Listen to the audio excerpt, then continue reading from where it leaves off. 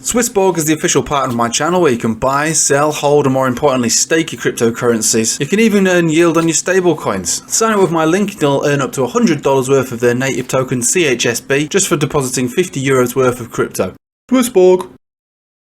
Hello everybody, welcome back. Make a real quick video before I do the school run. It seems to me that the move is likely to take place today. This move could be up or down. There's reasons to assume both sides of the push. To be honest with you, if we do break out and move up, then we have to really start to reclaim areas that we've been struggling with, being 19,350 to start with. This is just on a 1 hourly. If we just get rid of this noise over here, you can see the 1 hourly chart. It does have a small downtrend here and a little bit of bullish divergence, which might be enough to push us up outside of this 200 exponential on your hourly. Now, if we just have a look closely, just real close, I mean, you can see how small these Bollinger Bands are pinching. So from the bottom, from the center to the top, it's like 0.5%. This is very, very tight. Even from the bottom to the top, you know, that's just over 1%. So volatility is going to come into this pretty soon, right? So there's a tiny sort of telltale sign that there could be some movement to the up and a breakout, but that's not enough. That's not a signal. That's simmering divergence. Same with the money flow index. And again, it's just the 1 hourly. We'd never really look at that. But again, you know, if you were to look at that, you'd say, all right, okay, so this could push back up into this box and see where we go. It might be similar to this, where we get what I would call like a liquidator event or a short squeeze potentially, and then carry on with the general direction.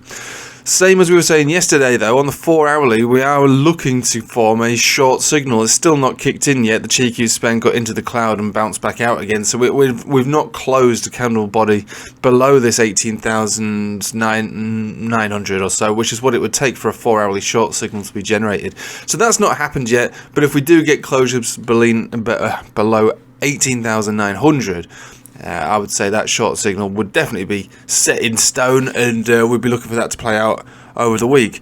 Now that is pretty much it for Bitcoin. There's not a great deal more to say about it. I'm expecting this new range to be generated probably maybe even today, but certainly this week. If we just have a look at the higher term time frames, it wasn't a very convincing monthly close. We are now in a new month below all major moving averages. This is going to be the case for every single time frame below all major moving averages of all significance. But look, this doesn't mean that we can't sort of wick down to something like 17,000 into the 16,000s and then bounce from there. That's what we were talking about yesterday if we do break down. But for the moment, let this tiny little 1% range do its thing, and then decide to break out one way or another, break out or break down. So just quick flick around the traditional market side of things. Dixie looking like it wants to catch a bid. Maybe a little earlier than expected. Doesn't have to. We still are, I suppose, contemplating the realistic possibility that we do come down into this 10 exponential at some point over the next few months before we get picked up. We take this down to the shorter term time frames like a daily. We can see that the 10 exponential is more or less where it's been picked up from, and so you'd be looking for this to sort of move back up, at least up to the top of the trend line, given what we see here. 4 hourly, what do we see here? So the 4 hourly's actually found resistance at this exact level here. So we've got 10 exponential, you've got 50 exponential, you've got 21 exponential. There's a lot of resistance taking place on the shorter term time frames. So breaking above more or less exactly where we are right now, but we'll call it 112.50, so 112.50. That would probably cause the breakout and a continuation up on the Dixie. But the Dixie itself isn't really what we would be looking at for breakouts on this. It's just a measurement of strength versus other currencies. So let's have a look at some of these other ones that we've been focused on for a little while. So the pound found its huge bounce last week, trying to continue with that bounce this week. Not so sure it's got the got the ability to do it. It is also getting a resistance on this 21 exponential, so effectively a Bollinger Band center, and support on the 10 exponential. So interesting state of affairs for the pound, really. Again, I'm kind of bearish on this pound until further notice. My top target on this was about 113.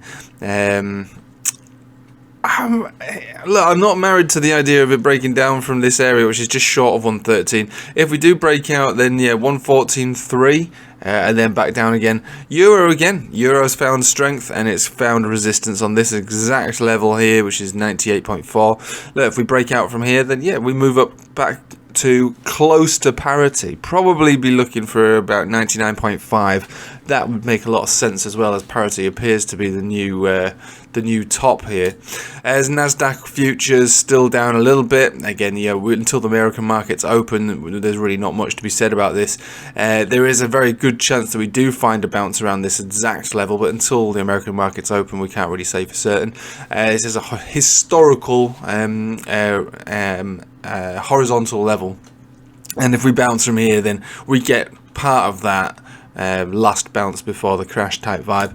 And oil really sort of perking up back. Well, it's still within its falling wedge, which is fine. Like I say, this is one of the better charts to trade throughout these last few months, to be honest with you. It's been volatile. It's respected its trend lines, and we feel like we really do have a fix on it. And to see that this is moving up is good in the short term, at least. And for those of you, obviously, who do take advantage of traditional markets as well, crypto has been pretty boring, and because I've been sitting on the sidelines, for instance, not looking to commit funds for spot trading, I really have just basically been doing little bits of futures here and there, and I've gravitated mostly to oil. Really, it's a chart that I've found quite fluid.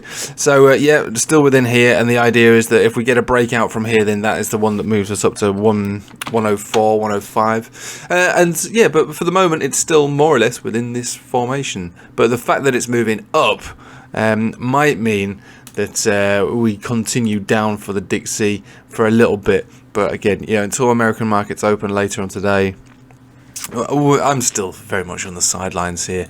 And in like I say, just going back to Bitcoin, the potential is for a breakout, looking at this 1 hourly, and the 1 hourly can take us back into this box. But the real question is it just revisiting the box, or can we build a base above that 19,750? Because if we can build a base above it, then yeah, highs should be shortly seen after that. New highs into the 20s, lower 20s.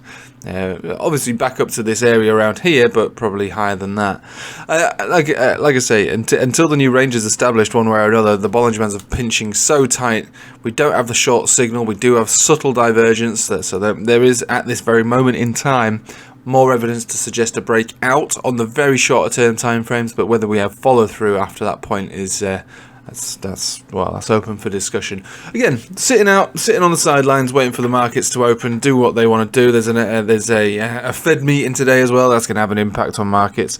I can't imagine the outcome. So again, best to sit out on the sidelines and maybe just scalp where possible if you've got the if you've got the